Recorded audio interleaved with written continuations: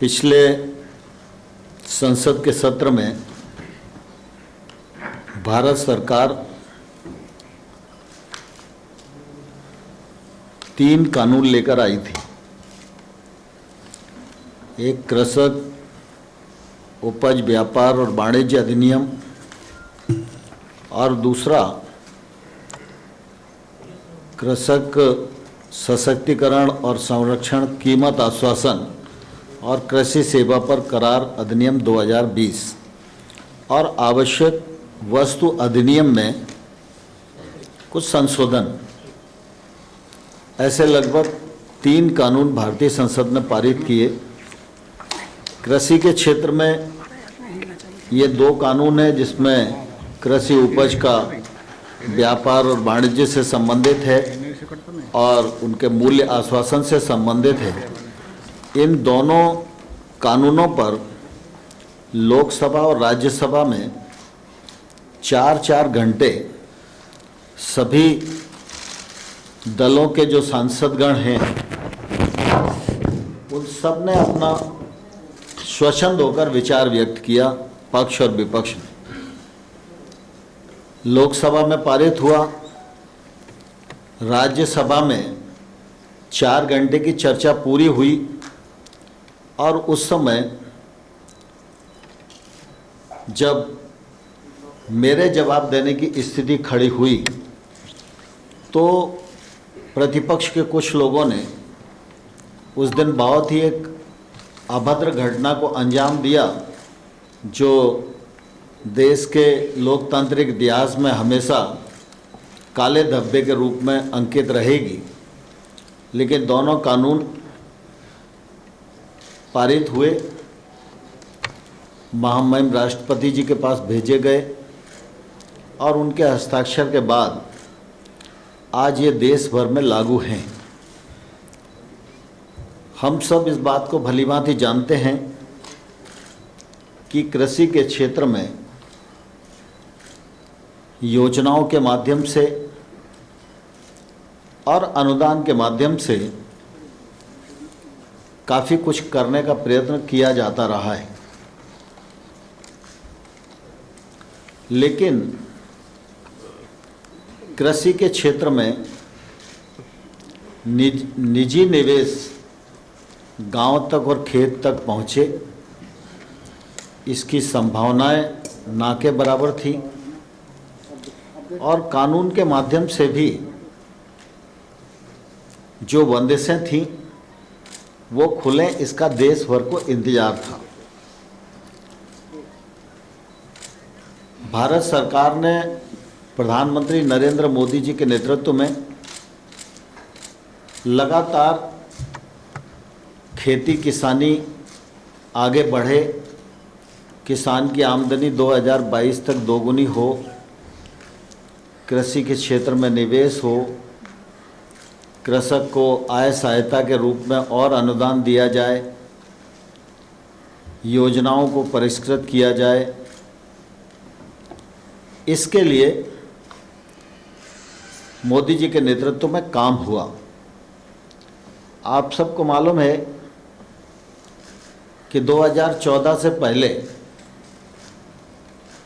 सभी पत्रकारगण यहाँ मौजूद हैं, यूरिया की सीजन पर भयानक किल्लत होती थी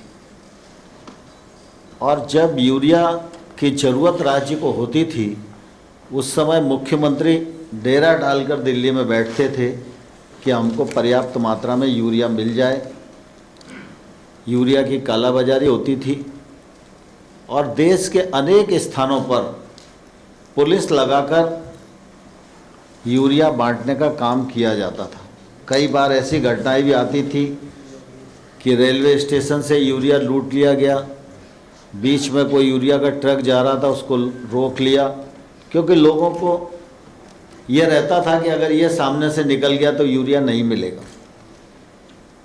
मोदी जी ने यूरिया को नीम कोटिंग किया और गत 6 वर्षों में कोई भी यूरिया की किल्लत देश को नहीं हुई, किसान को नहीं हुई। सुचारू रूप से यूरिया की पर्याप्त मात्रा में आपूर्ति होती रही और इसलिए ऐसे तमाम सारे विषय हैं जिनको 6 साल में किया गया, मैं उनको आपके सामने रख सकता हूँ। लेकिन सारे विषयों को करते करते करते करते इस बात की देश को अपेक्षा थी कि कानूनों के माध्यम से भी हमको कृषि के क्षेत्र को आगे बढ़ाने की आवश्यकता है। और इस मामले में पहले अनेक बार सरकारों के माध्यम से, कमीशन के माध्यम से, स्वामीनाथन साहब जैसे विद्वानों के माध्यम से ये रिकमेंडेशन की जाती रही। ये कानून आए तो इन कानूनों के माध्यम से सरकार की ये कोशिश थी कि किसान मंडी की जंजीरों से मुक्त हो और मंडी की परिधि के बाहर वह अपना माल किसी को भी कहीं भी और अपनी मनचाही कीमत पर बेचने के लिए स्वतंत्र हो। ये कानून में प्रावधान किया गया। मंडी परिधि के बाहर जो ट्रेड होगा उस पर कोई टैक्स नहीं लगेगा। अब स्वाभाविक रूप से किसान को बेचने की स्वतंत्रता मिल जाए, बिना टैक्स के खरीद फरोख्त हो, इसमें किसी को क्या आपत्ति हो सकती है। अभी कोई भी कानून इस बात को प्रावधानित नहीं करता कि 3 दिन के भीतर उसके उपज का कीमत बेचने के बाद उसको भुगतान हो जाएगा, लेकिन इस कानून में इस प्रकार का प्रावधान किया गया। मूल्य आश्वासन की दृष्टि से कॉन्ट्रैक्ट फार्मिंग नया विषय नहीं है, अभी तक कानून नहीं था, लेकिन फार्मिंग हो रही थी, उसके अनुभव भी अच्छे हैं। हम लोगों को लगता था कानूनी प्लेटफॉर्म देंगे, इसका फ़ायदा लोग अच्छे से उठाएंगे, किसान महंगी फसलों की ओर आकर्षित होगा, नई टेक्नोलॉजी से जुड़ेगा, अपनी जोखिम को प्रोसेस पर ट्रांसफ़र करने में सफल होगा, बुआई के समय उसको मूल्य की गारंटी मिल जाएगी और किसान को और किसान की भूमि को कानून में पूरी तरह से सुरक्षा देने का प्रबंध किया गया। यदि विवाद भी हो प्रोसेसर और किसान के बीच में तो एसडीएम 30 दिन के भीतर उसका निराकरण करेगा, उसे कानून में बांधा गया। और साथ ही साथ यह भी कानून में प्रावधान किया गया कि निर्णय अगर कभी किसान के विरुद्ध भी जाता है तो उससे वसूली सिर्फ आदान की कीमत की हो सकती है, उसके अतिरिक्त नहीं हो सकती, और उसकी वसूली का कोई भी निर्देश एसडीएम के द्वारा किसान की भूमि के विरुद्ध नहीं होगा।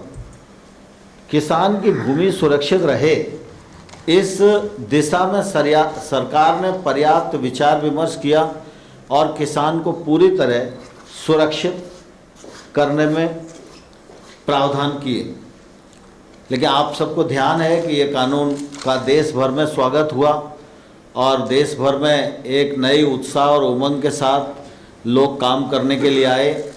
और बीच में कई ऐसे भी उदाहरण हम सब लोगों के सामने आए हैं कि अगर भुगतान का विषय आया तो इस नए कानून के अंतर्गत महाराष्ट्र के किसान का, बड़वानी मध्य प्रदेश का जिला है, वहाँ एसडीएम ने इस कानून के अंतर्गत तत्काल भुगतान कराया।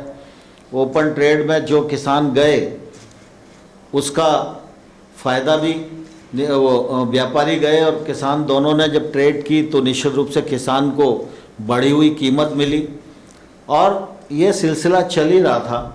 लेकिन बीच में इन विषयों को लेकर कुछ किसान और कुछ यूनियंस आंदोलन की राह पर आ गई। पंजाब के किसान यूनियन के जो लोग थे उनके साथ 14 अक्टूबर को सचिव के स्तर पर बातचीत हुई। 13 नवंबर को मैं स्वयं उपस्थित रहा और साथ ही हम लोग लगातार चर्चा के लिए तैयार थे। विषयों को लेकर वार्ता चली रही थी और इसी बीच में 26 और 27 के आंदोलन की घोषणा हो गई। फिर हम लोगों ने 3 दिसंबर की बातचीत का निमंत्रण किसान यूनियन को भेजा। चूँकि किसान आ चुके थे, रास्ता बाधित था, ठंड का मौसम था, कोविड का भी संकट था और इसलिए सोचा गया कि वार्ता जल्दी करनी चाहिए। तो 3 दिसंबर के स्थान पर 1 दिसंबर को की, 1 दिसंबर के बाद फिर 3 दिसंबर को की, 3 दिसंबर के बाद फिर यह तय हुआ कि 5 दिसंबर को करें। तो 5 दिसंबर को वार्ता का क्रम चला और फिर यह तय हुआ कि 7 तारीख को हम दोबारा से इन विषयों को लेकर बैठेंगे और कुछ मार्ग प्रशस्त करेंगे।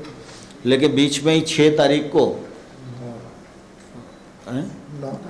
9 तारीख की रात को फिर बातचीत हुई।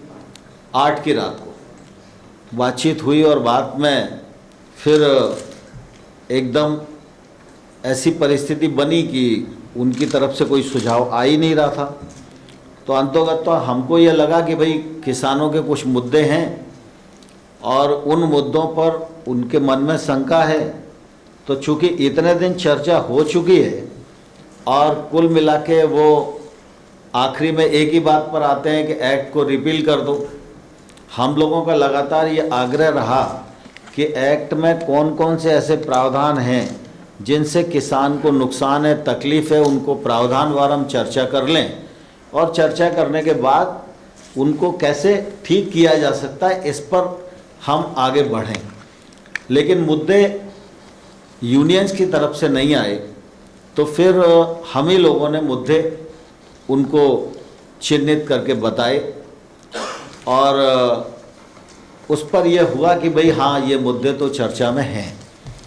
तो उन मुद्दों का सिलसिलेवार हम अपना प्रस्ताव बनाकर उनको भेज दें, ये विचार हुआ और आपने देखा कि हम लोगों ने उनको मुद्दों के प्रस्ताव बनाकर भेजे। विशेष रूप से उनकी मांग एक पहले तो ये थी कि कानूनों को निरस्त करना।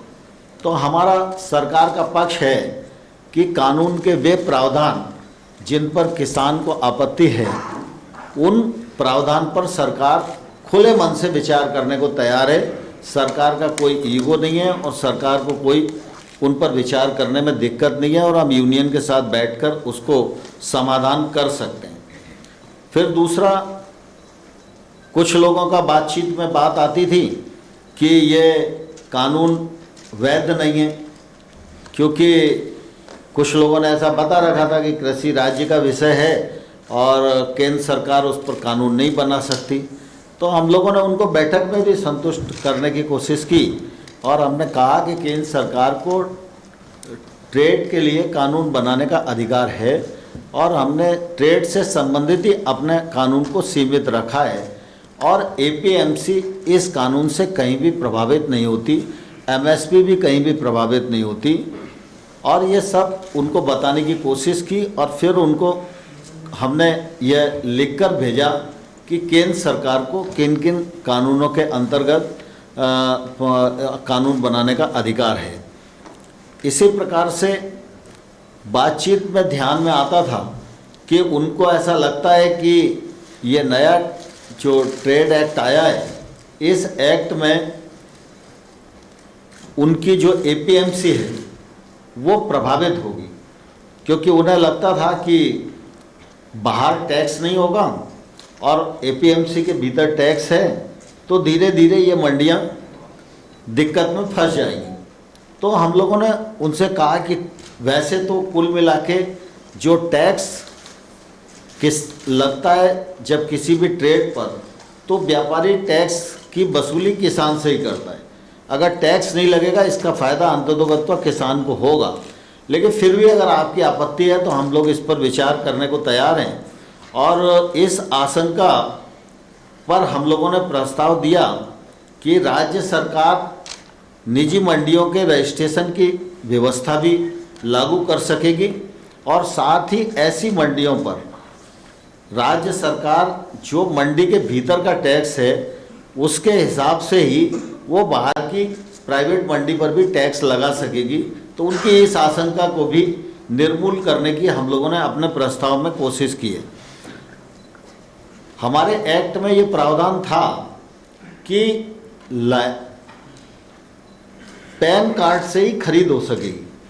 सरकार उस मामले में ये सोचती थी कि व्यापारी भी और किसान भी इंस्पेक्टर राज और लाइसेंसी राज से बच सकेंगे और थोड़ा खुला प्रावधान करना चाहिए जिससे हर चीज़ थोड़ी सी आसान हो जाए। लेकिन उन्हें ऐसा लगता था कि पैन कार्ड तो किसी पर भी होगा और कोई भी खरीद के भाग जाएगा, तो फिर ऐसी स्थिति में हम क्या कर पाएंगे। तो हमने कहा ठीक है, अगर आपको ये आशंका है तो इसको भी हम विचार करने के लिए तैयार हैं। तो इस आशंका को दूर करने के लिए हम लोगों ने प्रस्ताव उन्हें दिया कि इस शंका के समाधान हेतु राज्य सरकारें इस प्रकार के पंजीयन के लिए नियम बनाने की शक्ति उनको प्रदान की जाएगी और जिससे कि स्थानीय परिस्थितियों के अनुसार राज्य सरकार नियम बना सके। यद्यपि इस प्रकार का नियम बने और इस प्रकार की व्यवस्था हो, ये प्रावधान हमारे एक्ट में था। जब ये व्यवस्था जो हमने बनाई थी, अगर इस पर शंकाएं कुशंकाएं उठने लगती तो केंद्र सरकार को कानून में ये अधिकार था कि इस प्रकार की व्यवस्था बनाने के लिए वो निर्देश दे सकें। लेकिन फिर भी हमने इस समस्या को भी उनके एड्रेस करने की कोशिश की। दूसरा उनका मुद्दा था कि आपने विवाद निपटाने के लिए एसडीएम को अधिकृत किया है कानून में और अपील सिर्फ कलेक्टर के पास होगी। हमको ये लगता था कि गांव में किसान के सबसे नज़दीक अगर मजिस्ट्रियल पावर वाला कोई भी अधिकारी है तो वो एसडीएम ही है। बाकी जितनी भी ऐसी संरचनाएं सरकार की हो सकती हैं जहां विवाद का निराकरण किया जा सकता है, वह सब किसान से कुछ न कुछ ज़्यादा दूरी पर होती हैं। और जुडिशली ये क्षेत्र में हमें लगता था कि छोटा किसान है, छोटा व्यापार होगा, छोटा एग्रीमेंट होगा, तो वो कोर्ट में जाएगा तो कोर्ट में फिर वकील भी बहुत अच्छा करना पड़ेगा, तमाम कागज पत्र लगाने पड़ेंगे और न्यायालय को तो कहा नहीं जा सकता कि आप इतने दिन में निर्णय दो और समय लगेगा। न्यायालय पर काम का बोझ भी ज़्यादा है, इसलिए हमें लगता था कि एसडीएम को हम निर्देश कानून में बांध सकते हैं, इसलिए एसडीएम का विषय रखा था। लेकिन उन लोगों को लगता था कि न्यायालय में जाने की सुविधा होनी चाहिए। तो हम लोगों ने इस शंका के समाधान के लिए भी हमने यह प्रस्ताव में दिया कि भाई न्यायालय में जिस किसान को जाना हो तो ये विकल्प भी हम दे सकते हैं, इसमें कहीं कोई दिक्कत नहीं है। फिर कृषक का मूल्य आश्वासन एक्ट के अंतर्गत कृषक और प्रोसेसर के बीच में जो एग्रीमेंट होगा, तो उनको लगता था कि यह एग्रीमेंट रजिस्टर्ड होना चाहिए। तो हम लोगों को इस पर भी कोई आपत्ति नहीं थी और हमने उनको कहा कि भाई राज्य सरकारों को ये अधिकार देते हैं और जब तक राज्य सरकार रजिस्ट्रीकरण की व्यवस्था नहीं बना पाती हैं तब तक कोई एग्रीमेंट होगा तो लिखित में उसकी प्रतिलिपि हस्ताक्षर होने के 30 दिन के भीतर एसडीएम कार्यालय में जमा करना पड़ेगी, जिससे वो दस्तावेज सरकार के अधिकार क्षेत्र में रहे। फिर वो एक बात ये भी आती है बड़ा ज़ोर शोर से और मीडिया के सामने भी कहा जाता है कई बार कि किसानों की भूमि पर बड़े उद्योगपति कब्जा कर लेंगे। वैसे तो कॉन्ट्रैक्ट फार्मिंग काफ़ी लंबे समय से गुजरात में, महाराष्ट्र में, हरियाणा में, पंजाब में, अनेक कर्नाटक में, अनेक राज्यों में चल रही है। अभी तक कभी ऐसा अनुभव आया नहीं। लेकिन इसके बावजूद भी हम लोगों ने इसका प्रबंध पहले से एक्ट में कर रखा था। कानून में ये प्रावधान किया गया है कि इस कानून के अंतर्गत जो एग्रीमेंट होगा वो प्रोसेसर और किसान की फसल के बीच में ही होगा। किसान की भूमि से संबंधित कोई लीज, पट्टा, करार ऐसा कुछ भी इसमें हो नहीं सकता। दूसरा, हम लोगों ने ये भी कहा था कि अगर दोनों लोग करार करते हैं और फसल का प्रकार ऐसा है कि किसी भी प्रकार की अधोसंरचना खेत पर खड़ी करने की नौबत आती है, तो ऐसी स्थिति में जब करार समाप्त होगा तो जो प्रोसेसर है अपनी संरचना को वहाँ से उठा के ले जाएगा और अगर वो तोड़ के नहीं ले जाता है तो उसका स्वामी जो है वो कृषक ही होगा। ये प्रावधान हमने पहले से कर रखा। लेकिन इसके बाद भी उनके मन में ये शंका थी कि अगर किसी प्रोसेसर ने उस अधोसंरचना पर कोई लोन ले रखा होगा तो वो निकल जाएगा और वो लोन किसान के ऊपर आएगा। तो ऐसी स्थिति में किसान को वो लोन पटाना पड़ेगा। तो हम लोगों ने कहा कि ये हम प्रावधान करने को तैयार हैं कि अगर स्पॉन्सर किसी प्रकार का लोन लेने की चेष्टा उस अधोसंरचना पर नहीं करेगा तो इससे उनकी इस शंका का भी समाधान हो सकता है। दूसरा, किसान की भूमि पर कुर्की की व्यवस्था की बात वो लोग बोलते थे कि कुर्क हो जाएगी और नीलाम कर दी जाएगी। तो पहले से ही प्रावधान है, इस प्रकार की कोई संभावना नहीं है। लेकिन फिर भी हमने कहा कि अगर कोई स्पष्टीकरण की आवश्यकता है तो वो स्पष्टीकरण का वो भी हम स्पष्टीकरण देंगे। दूसरा, सामान्य तौर पर एमएसपी की खरीद के मामले में उन सब के मन में ये बात आती थी कि भाई एमएसपी पर खरीद बंद हो जाएगी और होगी नहीं, इसमें कुछ फ़र्क पड़ेगा। तो आप सबके ध्यान में है, माननीय प्रधानमंत्री जी ने भी इस बात को बोला, मैंने भी दोनों हाउस में इस बात को बोला और सबको आश्वस्त किया कि एमएसपी चलती रहेगी, इस पर कोई खतरा नहीं है। एमएसपी की रबी और खरीफ की जो खरीद है इस वर्ष भी बहुत अच्छे से हुई है और रबी की फसल की बुआई के समय एमएसपी घोषित कर दी है। एमएसपी को नरेंद्र मोदी जी के नेतृत्व में 1.5 गुना किया गया है। खरीद का वॉल्यूम भी बढ़ाया गया है। पहले गेहूं और धान पर ही खरीद होती थी, अब दलहन और तिलहन पर भी खरीद की जा रही है और एमएसपी से किसानों को ज़्यादा से ज़्यादा सुरक्षा मिल सके और उसमें अधिक पैसा हम खर्च कर सकें, इस दृष्टि से नरेंद्र मोदी जी की सरकार की प्रतिबद्धता पहले भी थी, आज भी है और आने वाले कल में रहेगी। और एमएसपी के मामले में भी अगर उनके मन में शंका है तो हम लिखित आश्वासन देने को भी तैयार हैं। हम सरकारों को भी दे सकते हैं, किसान को भी दे सकते हैं, यूनियन को भी दे सकते हैं। फिर एक बिजली वाला विषय था, उनको ऐसा लगता है कि बिजली का कोई एक्ट आ रहा है वो किसानों के लिए थोड़ा तकलीफ पैदा करेगा। तो इस मामले में भी हम लोगों ने बहुत स्पष्टता से उन्हें कहा कि राज्य सरकारें बिजली वितरण कंपनियों को वर्तमान व्यवस्था के अनुसार ही सब्सिडी की राशि हस्तांतरित करने की व्यवस्था संशोधन विधेयक में भी रहेगी। इस प्रकार से वर्तमान व्यवस्था में किसानों के संबंध में जैसा चल रहा है वैसे ही चलेगा, कोई परिवर्तन नहीं होगा। Air quality management of NCR ordinance में ये अभी जो ऑर्डिनेंस आया है उसमें फराली वाले किसानों के लिए भी प्रावधान है। तो हम लोगों ने ये कहा कि भाई हम इससे सहमत हैं और निश्चित रूप से इसका समाधान हम करेंगे। और इस दृष्टि से हम लोगों ने एक पूरा प्रपोजल बनाकर उनको कल दिया। उन लोगों ने विचार विमर्श भी किया और फिर भी कुल मिला के उनके सारे जो प्रश्न हैं उन प्रश्नों का उत्तर देने के बाद भी आखिरी में वो लोग किसी निर्णय पर नहीं पहुंच पा रहे हैं। इसकी निश्चित रूप से मेरे मन में भी काफ़ी कष्ट है, क्योंकि किसानों का विषय है और किसान ठंड में इतनी बड़ी तादाद में यहाँ पर बैठे हुए हैं और कोविड का संकट भी है। तो निश्चित रूप से हम सब लोगों के मन में भी रात दिन चिंता रहती है और इसलिए हम लोगों की लगातार पहले भी कोशिश रही है और अभी भी मैं आपके माध्यम से किसान भाइयों और बहनों को आग्रह करना चाहता हूं कि आप सब ने चर्चा के दौरान जो प्रश्न उठाए थे उन प्रश्नों का समाधान करने के लिए लिखित प्रस्ताव भारत सरकार ने आपके समक्ष भेजा है। आप उन प्रस्ताव पर विचार करें और आपकी तरफ से जब भी चर्चा की स्थिति के लिए कहा जाएगा भारत सरकार एकदम चर्चा के लिए तैयार रहेगी। और मैं आपके माध्यम से किसानों को यह भी कहना चाहता हूं कि पूरा देश इस बात का साक्षी है। 2006 में स्वामीनाथन साहब की रिपोर्ट आई थी और उस रिपोर्ट में भी लंबे समय तक इंतज़ार हुआ कि एमएसपी को 1.5 गुना करके लागू किया जाए, लेकिन वो लागू नहीं किया गया।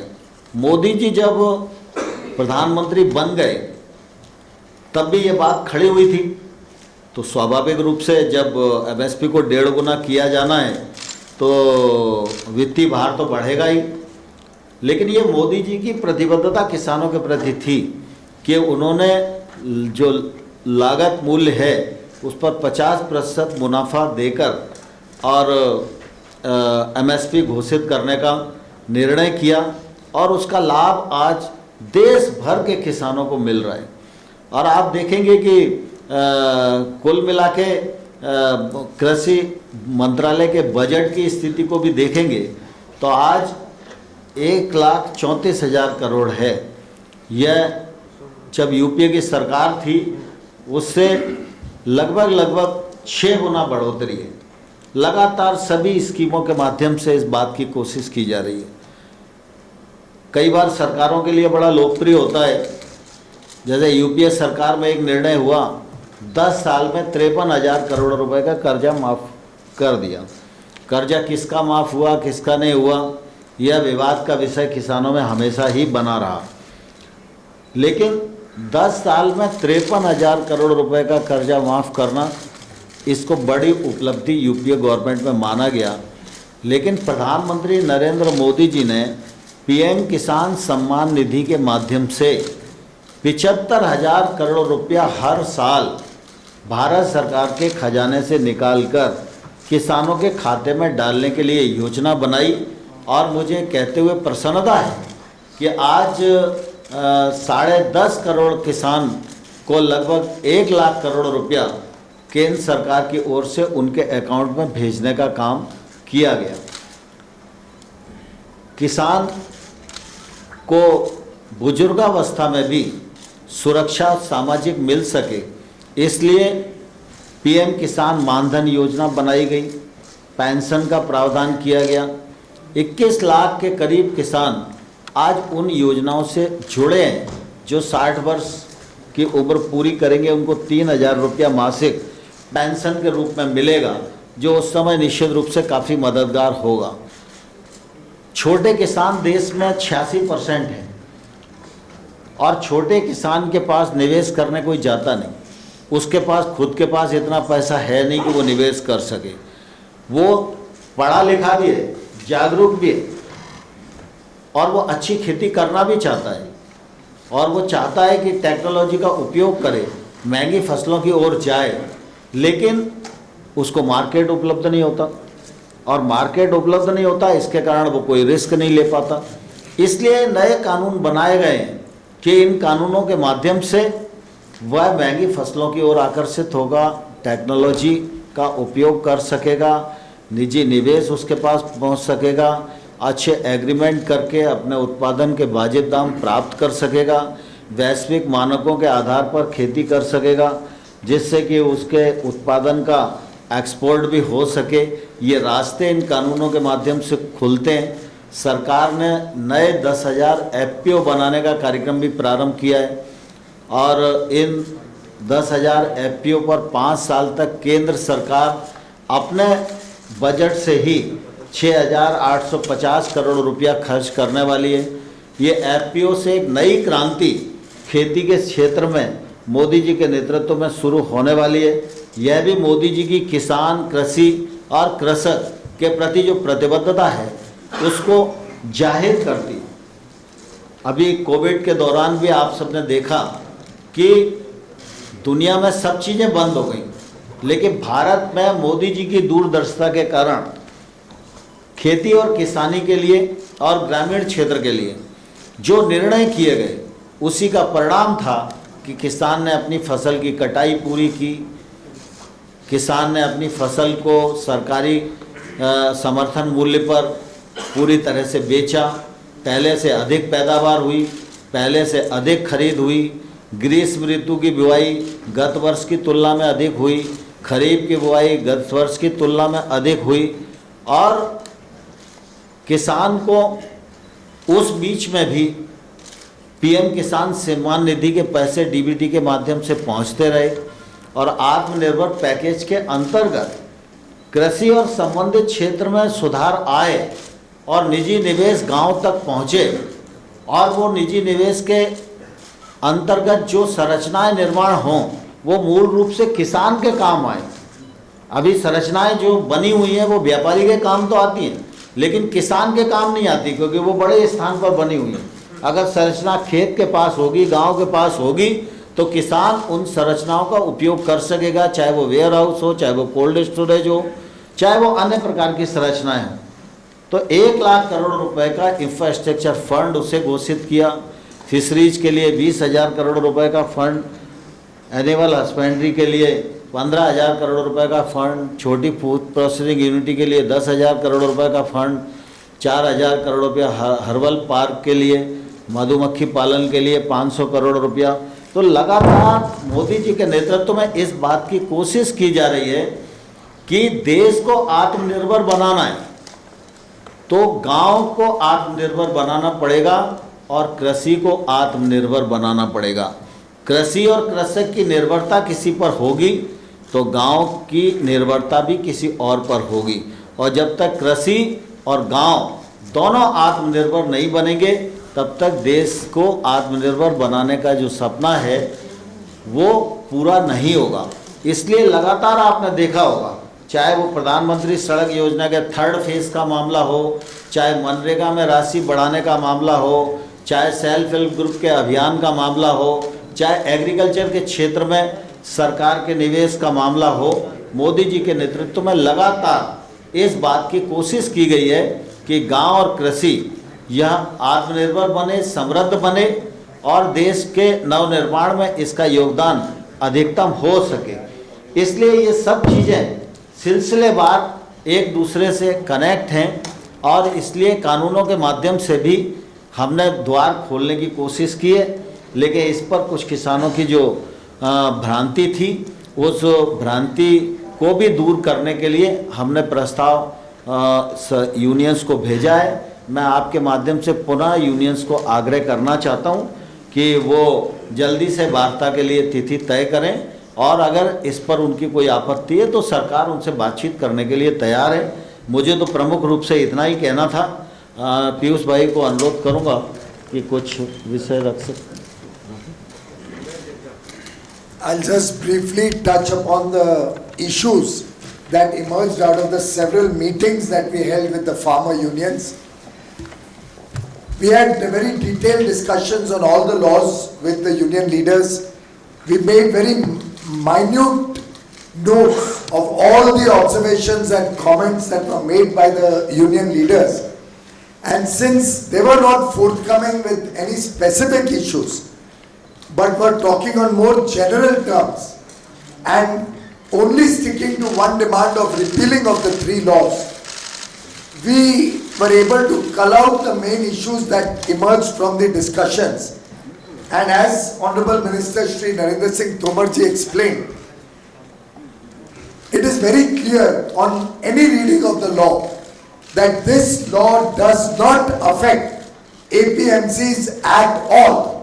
It has no concern with the existing system of state APMCs. APMCs are protected as they were in the past, and they will not be affected in any way by the implementation of the new laws. The mandi system remains as it is. There were some concerns that there were no taxes stipulated in the law, for which we were willing to make amendments to consider their request that the taxes imposed on state APMCs under the APMC Act will also apply to private mandis or private marketplaces. The government was willing to provide that to ensure a level playing field and further strengthen the marketplaces, the APMCs of the government. Thereby there was nothing left to argue about the APMCs for the farmers. Similarly, an absolute wrong impression was sought to be created that government will not continue the procurement under MSP.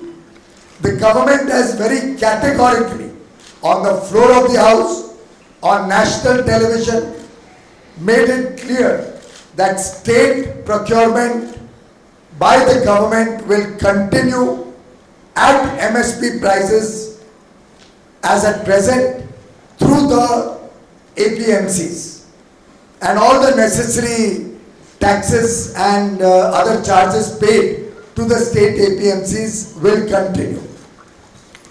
This should completely dispel any falsehood being sought to be propagated that MSP system will get affected. Similarly, on the law itself, some arguments were sought to be made that the law could not have been enacted by the center. Very categorically, none of the laws is in the state list, they are part of the concurrent list, and trade is what is being sought to be encouraged by these laws. Therefore, there should be absolutely no doubt in anybody's mind that the center has the power to enact laws under the concurrent list for trade, particularly in foodstuffs, which has been very elaborately defined in the concurrent list, and there are several Supreme Court orders which have further elaborated on this subject, and therefore the center is very competent to enact these laws. There were some concerns that farmers will be forced to sell their produce in the private market. This is completely erroneous. I would like to confirm through you to the nation and the farmers of the nation that there is absolutely no provision in the law which brings an element of compulsion on any farmer whatsoever. The farmer is only being given another option, another choice, which will help him to expand his area of business or trade. He's being allowed to sell wherever he wants, whenever he wants, at whatever price and terms and conditions that he feels is good for him. If he still chooses to go to the APMC market, there is absolutely no stopping him under the laws. So while there is no restriction on the farmer, it is only an option. It is opening new doors for the farmer to expand his income, to become more prosperous, to going for more profitable crops, to look at alternate agricultural produce which fetches them better market. And while preparing the law, every care has been taken that the farmers has an upper hand in the agreements that are made with any contract, under any contract or with any trader. In every law, we have stipulated that the farmer's land will be secure. No court, no SDM, no authority can pass any order whatsoever which will impact the farmer's land. The farmer's land will remain the farmer's land, and there will be no law, there will be no attaching the farmer's land under any circumstances. However, since the farmers raised an apprehension, we were willing to consider if it further needs to be strengthened or clarified. The government is happy to consider that. Similarly, all the agreements that are made under this law are in the favor of farmers. So in case the prices in the marketplace, even after the farmer has entered into an agreement, rise and he can get a better price going outside the contract, he is free to go out of the contract and sell to anybody he likes at a higher price. All that he will be required to do is pay back any advance that he may have taken under the contract without any penalty and in a reasonable time. No restriction is also put on him in terms of time. The SDM can choose to give him any amount of time to repay only the advance without any penalty. So if prices go up, farmer has the choice to sell outside the contract, or if the contractor is willing to pay the higher price, the choice is of the farmers.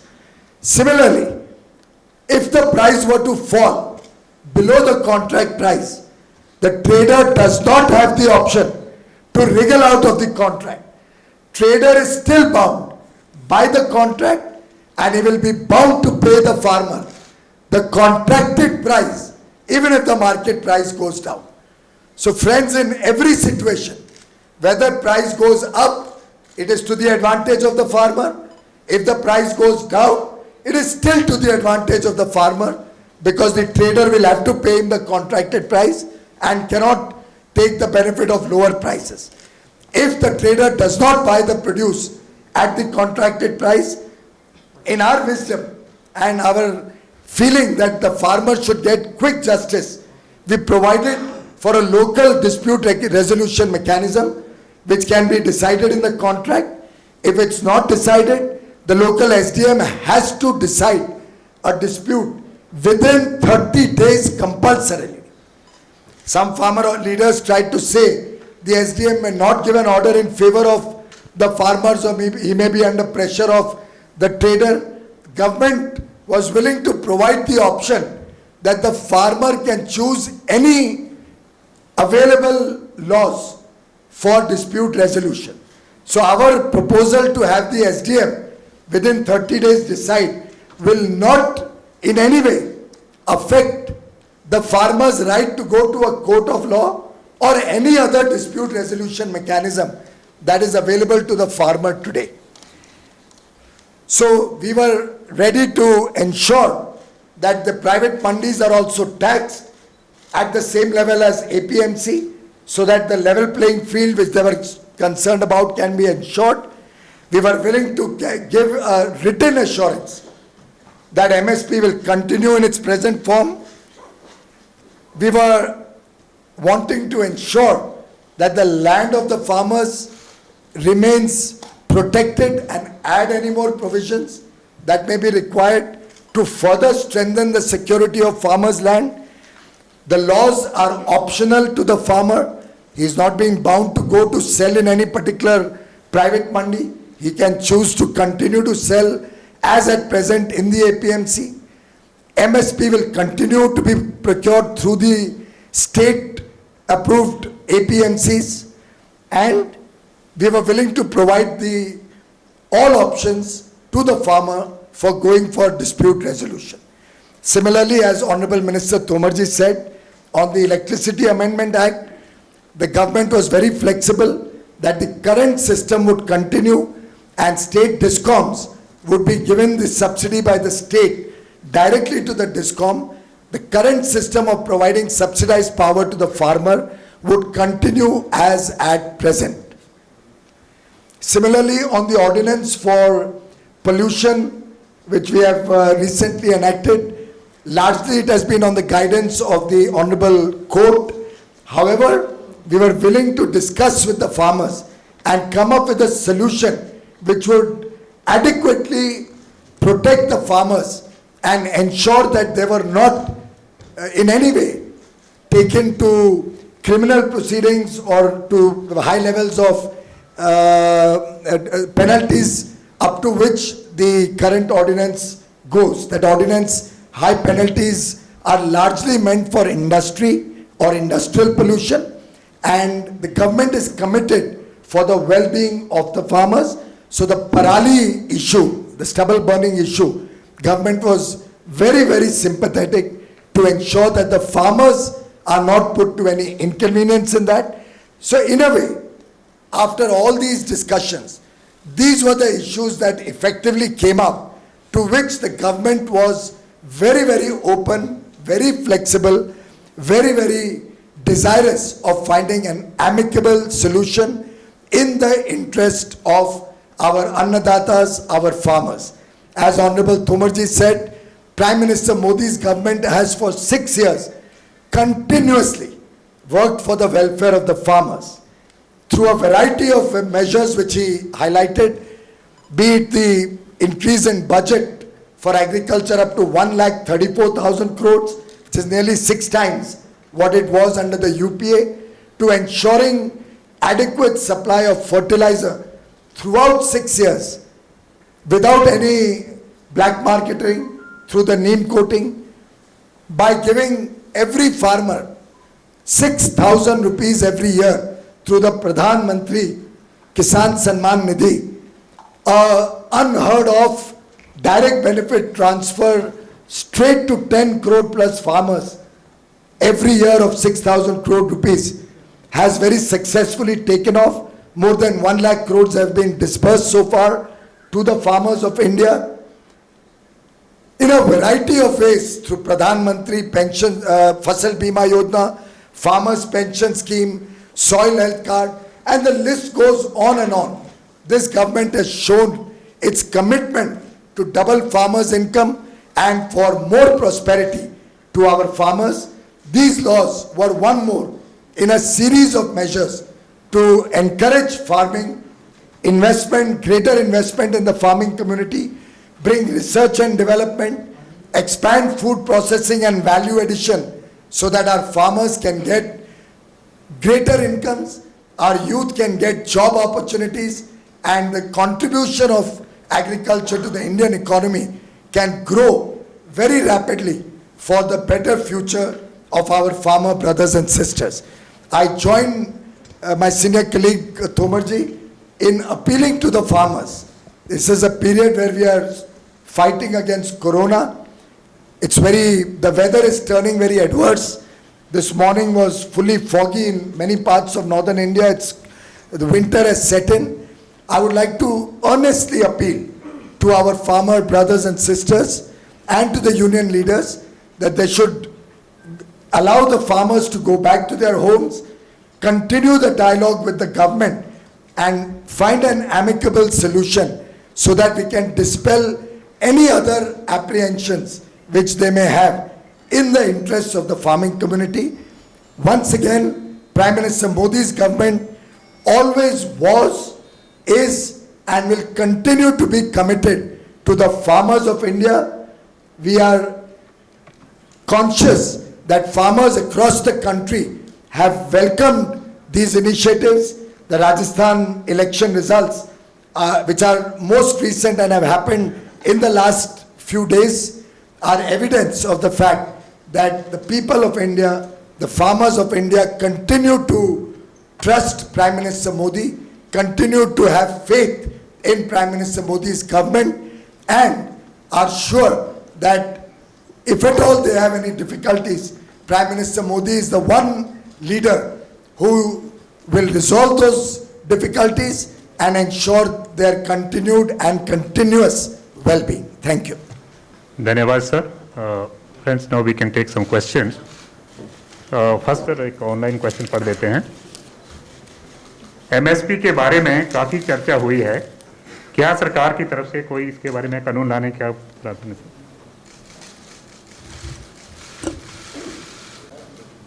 मामले में सामान्य तौर पर चर्चा होती रहती है, लेकिन एमएसपी का इन कानूनों से कोई भी संबंध नहीं है.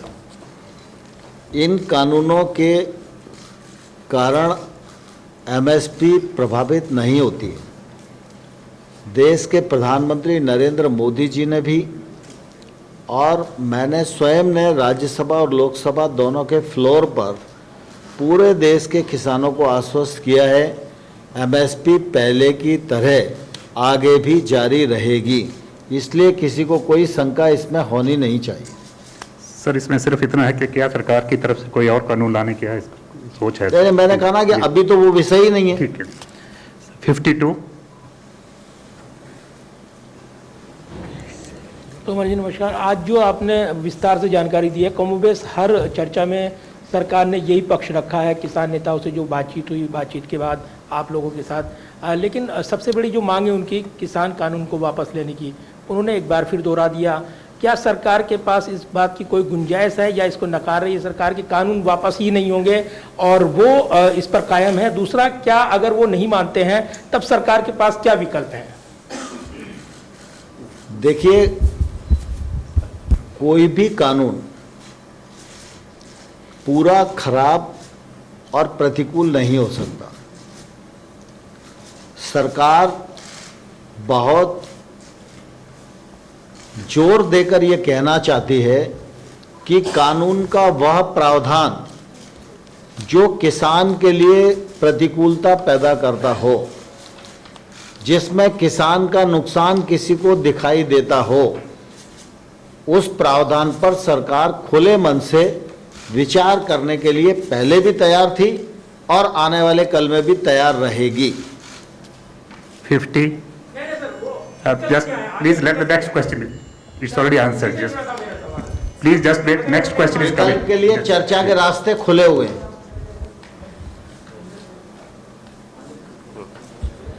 सर, आप लोगों का जो लिखित प्रपोजल था वो किसानों ने इधर सर, जो आप लोगों का लिखित प्रपोजल था जो आप लोगों ने किसानों को भेजा था वो किसानों ने उसको खारिज कर दिया। उनका कहना है कि वो तीनों कानून जब तक वापस नहीं होते तब तक वो धरने में बैठे रहेंगे। उन्होंने अपने आगे का कार्यक्रम भी जारी कर दिया कि 12 को क्या करेंगे, रास्ते रोकेंगे, 14 को बीजेपी नेता मंत्रियों का घेराव करेंगे।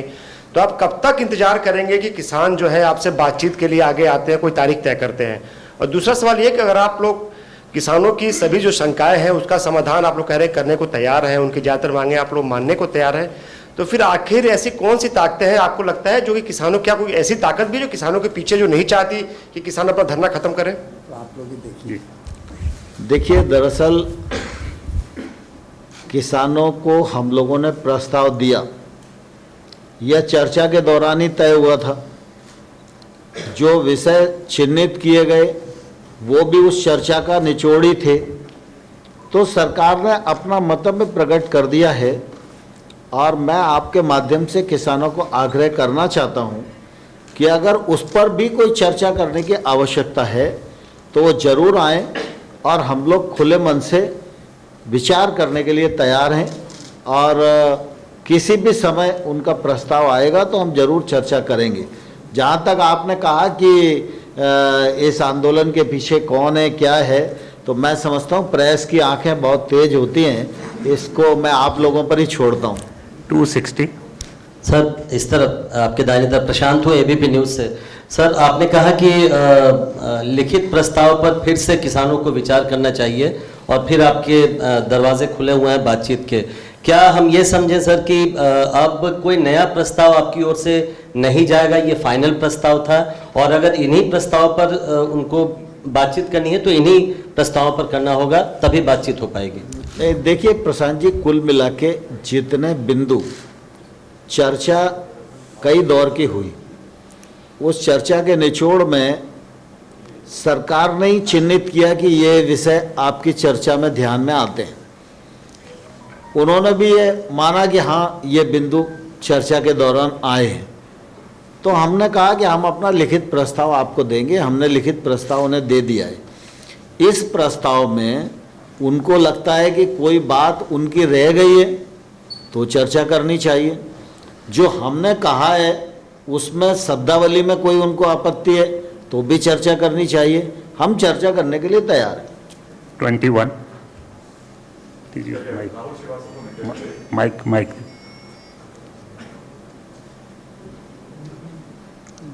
Prime Minister Modi had said that the farmers are being misled. Now that all the wise men have tried to explain, clarify, propose several elements, why do you think that the farmers are still unconvinced about these bills? And second, a bill has provisions. If the government is ready to amend the provisions, do you think there is a deliberate attempt to create an untenable and unacceptable demand by the farmer unions?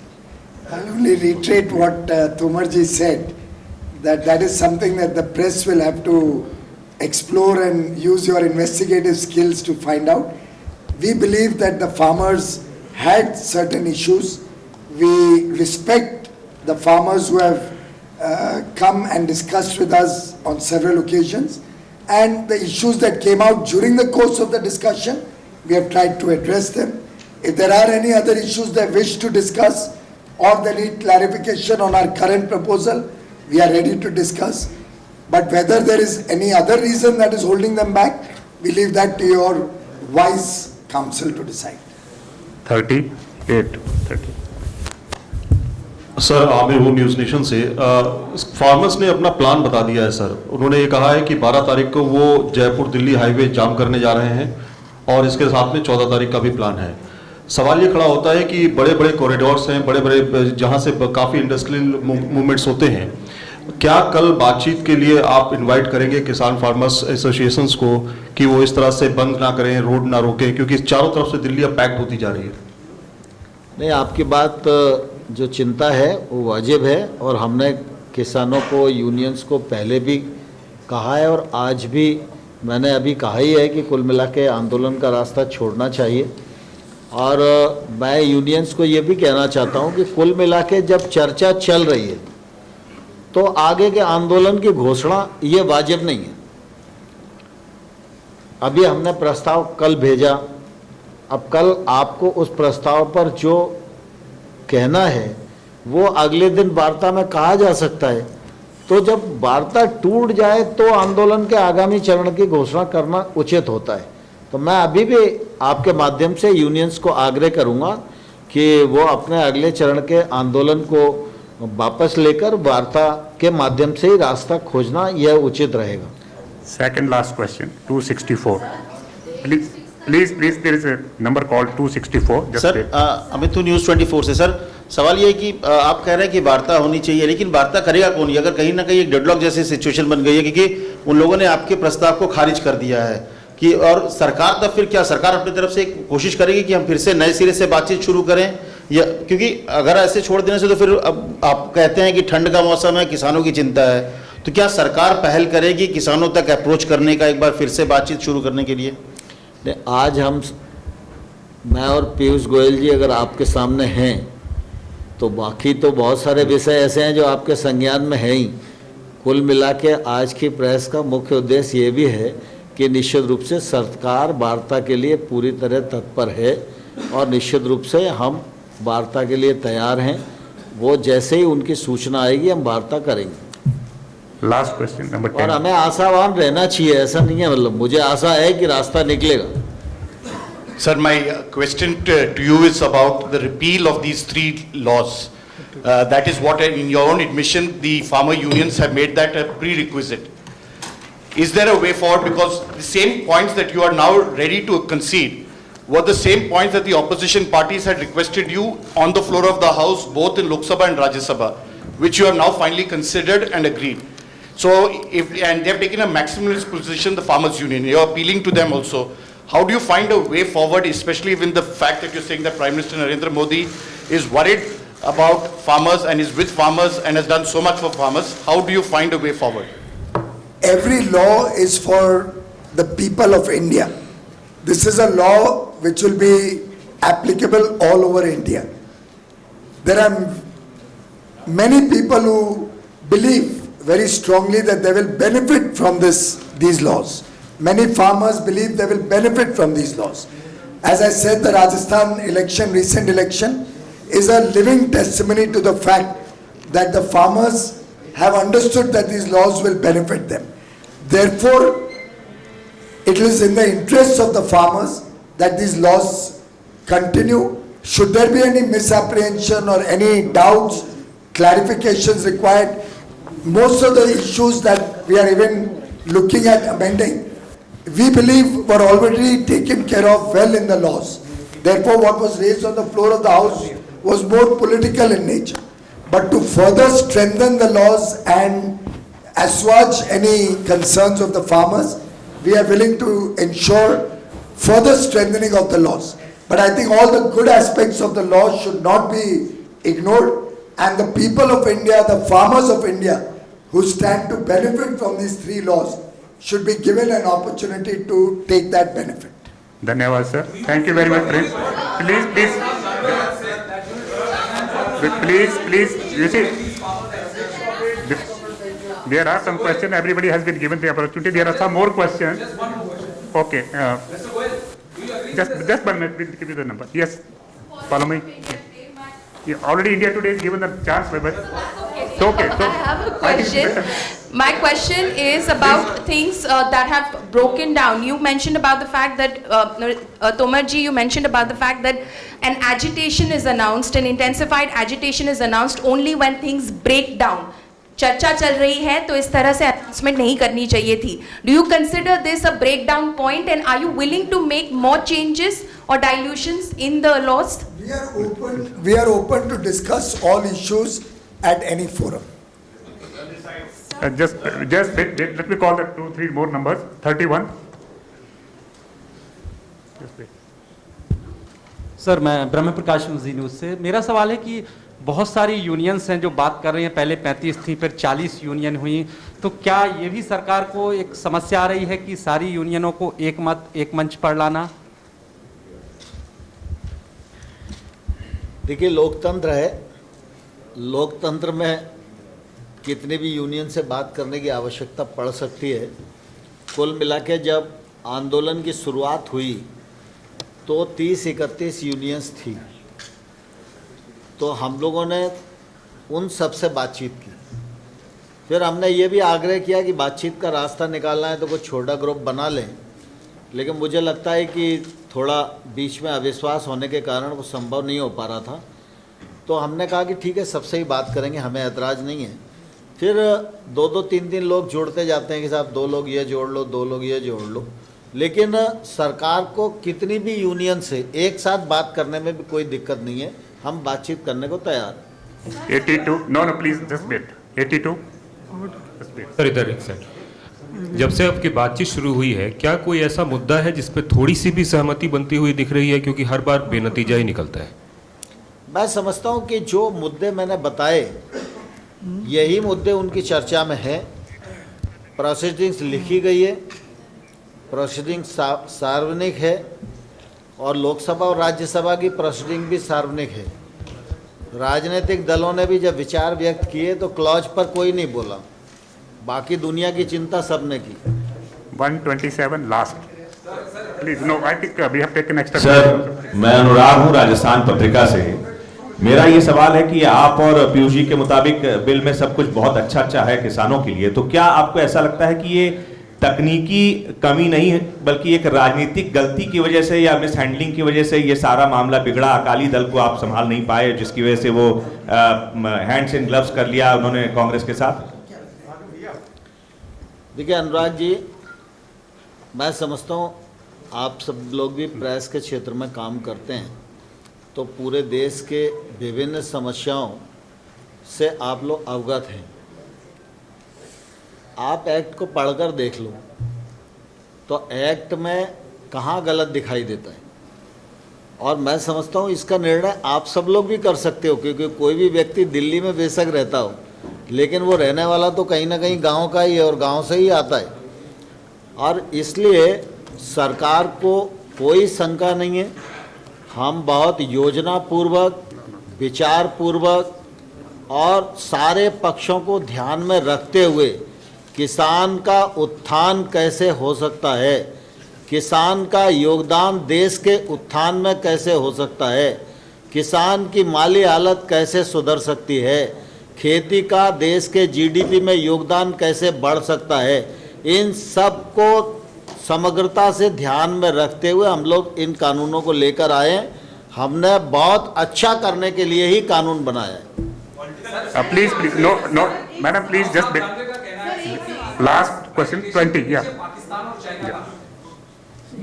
I think No comments. yeah, thank you very much friends, thank you.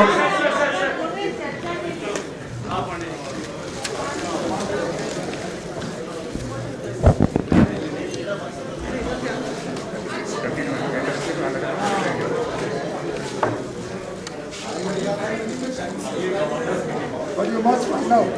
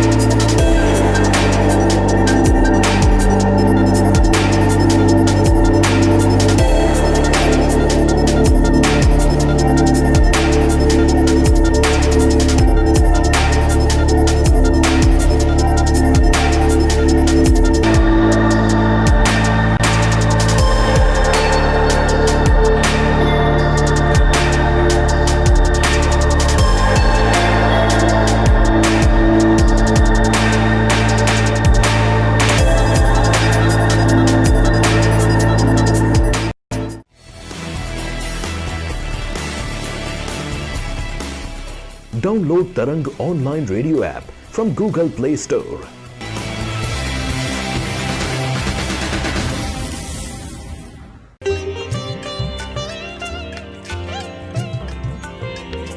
You are listening to Tarang Devotional Online Radio.